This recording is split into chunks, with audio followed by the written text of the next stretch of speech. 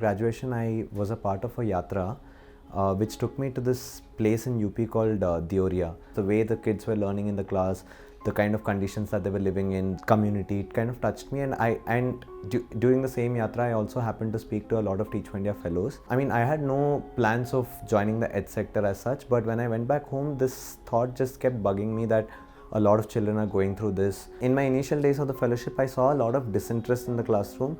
I realized that the cause of the disinterest was because of the gap, and I felt that if the gap is bridged, then maybe the interest will come into play. According to me, success is just an indicator that things are going well. I think the first time I saw this sort of an indicator was the time when I started Matilda. Kids found a lot of connection to the book. They did not want to do short stories anymore because they found the meaning and the purpose of reading long story books. After like a few months of doing Matilda, what I noticed was that kids from 7th A were talking to kids in 7th B and 8th about the story, and all the kids were talking to each other about what was happening in their classroom with respect to Matilda. And that is when I realized that every child in the school, in all the 3 classrooms, is interested in the book. And the same happened with Dear Mrs. Naidu. Dear Mrs. Naidu talks a lot about how many of these community problems can be solved just by using the resources that are available in the community itself. When they realize that someone of their age is showing so much ownership and showing so much courage to bring about a lot of changes in the school, that is when I actually started seeing my kids also doing the same thing, because they got so involved in the character itself.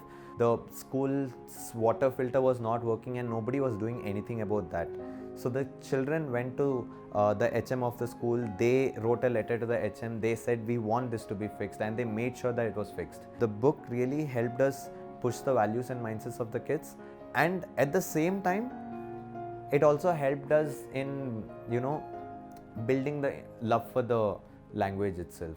I saw some of our children recommending Matilda and Dear Mrs. Naidu to 6th graders and 5th graders also. Like when we had the buddy system going on, instead of picking some other book, they said, instead of picking short stories, they said let's pick novels. Bringing in different kinds of texts helped the most in my classroom. I was also open about the fact that I myself don't read a lot of novels, but when I read a novel and when I'm completely involved in it, I just don't let my emotions stop, and that's exactly how I was in my classroom also. So I was very vulnerable in the class as a teacher. So I still remember this one class that I took. So the text was pretty emotional. It was talking about parents and how parents supported this main character in Dear Mrs. Naidu. And while reading that, I started crying in the class. I liked that part of the fellowship the most because I was able to be myself in the class. So initially when I tried the LCF in the class, because of lack of interest, I did not get good outcomes. But now, because the interest was there and the kids were actually trying, kids wanted to read the text and all of that, LCF worked wonders for me, because I realized that they were now able to read independently and they were actually doing that. I introduced structures like Daily 5. We had a lot of storybooks in the class, and whenever they had free time, they would just pick one of those storybooks and either read it to themselves or read it to their friends. I followed this strategy called Cafe, because of which I could individually have conferences with the children. I started trying classes in which I did not have any set objective, or I did not restrict the class in any way. It was just about reading the text and all of that. So because the basics worked out, it gave me the freedom to try these things. I wouldn't have tried literature, something like a literature circle in my first year of fellowship, because there were other things that I that I had to build to try literature circle. So because of all of that, I was able to push my kids so that they work independently now.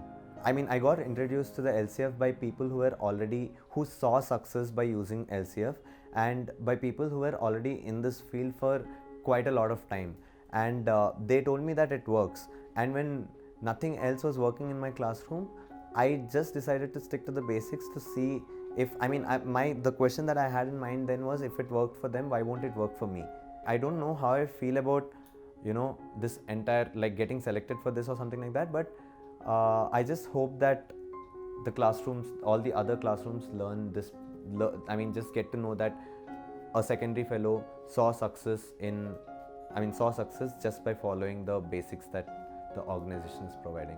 I think one thing that has helped me achieve outcomes in all the three different sections was the fact that I never felt that I was responsible for only one classroom, and all the strategies or the way I took my classes was the same in all the three. So even though the reading levels of one set of kids is low, their cognitive abilities are not low. That is what I believed in, because of which I did not differentiate it based on the text.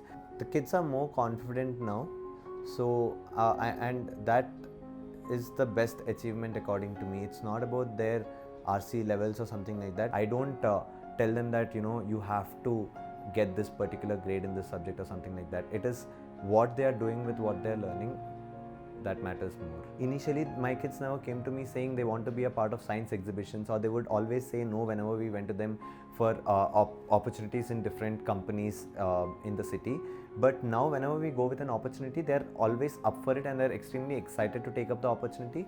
And I think that is because of the confidence that they have developed. It's not because they have learned a language, it's because they have seen success in whatever they were doing inside the classroom. And even in my fellowship, the reason I went and applied for the FA track, or the reason I spoke to different people or started helping my LC members, is because I built that confidence about literacy. I remember having this conversation with my program manager at Institute.